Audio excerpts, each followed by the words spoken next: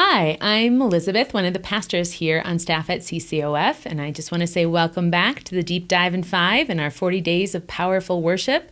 You should be getting me on day 20, but just so you know, there are, in fact, 40 of them. So if you haven't found them for yourself, you can find them on our website and on our YouTube channel. So feel free to find all 40 of these days. There's really great devotionals to go through every day.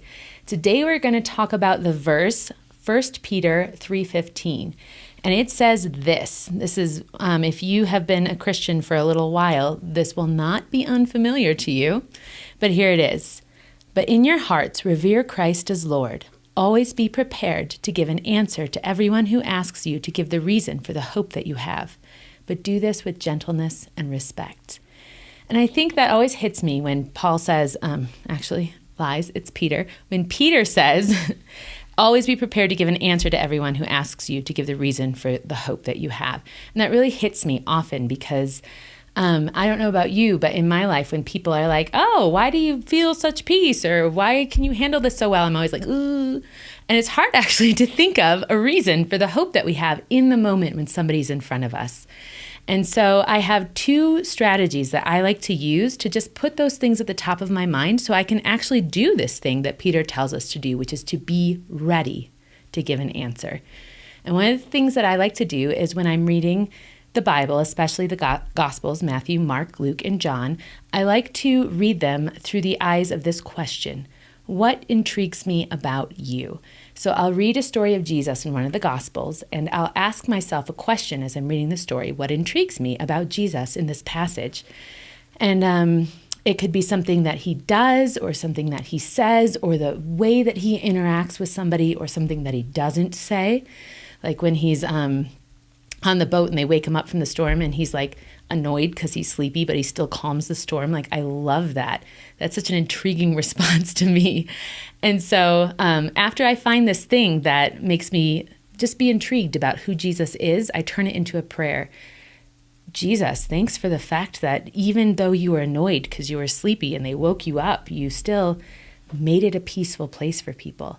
And so then when I'm going about my day and listening to people and talking to people and doing all my normal things, that story's in my mind because I paid attention to it that morning. And then I have that gift to share with people if it fits their situation. And so that's an answer of who Jesus is that I can present to somebody immediately if they have a need for it.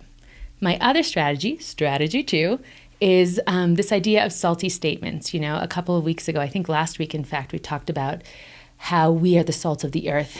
And this idea of being a person who is sprinkling salt wherever they go, sprinkling preservative, is this really helpful picture for me. And I like to do it this way. I like to just think of ways that I can be salty in my normal conversation. So if somebody is looking for a person of faith, looking for a spiritual resource, they'll know that I'm one because I've sprinkled my conversation with statements that show me as a person of faith. For instance, things like last Sunday when I was watching our church service, and then fill in the blank about what I learned or saw or felt or experienced. Or another salty statement could be just when somebody tells you something that's difficult in their lives, you can say, I'm just going to pray for you and let me know how that goes because I'll really be praying for you.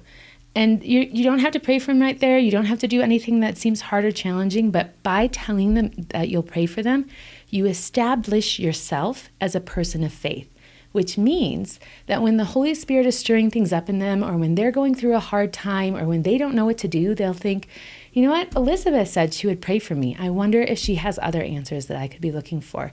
You just establish yourself as a spiritual person when you make these salty statements. And it's this really simple way of sharing our faith. We're literally just sharing the fact that we're a person of faith. And it opens doors into people's hearts and their lives. And that is exactly what Peter is talking about in this verse. Always be prepared to give an answer to everyone who asks you to give the reason for the hope that you have.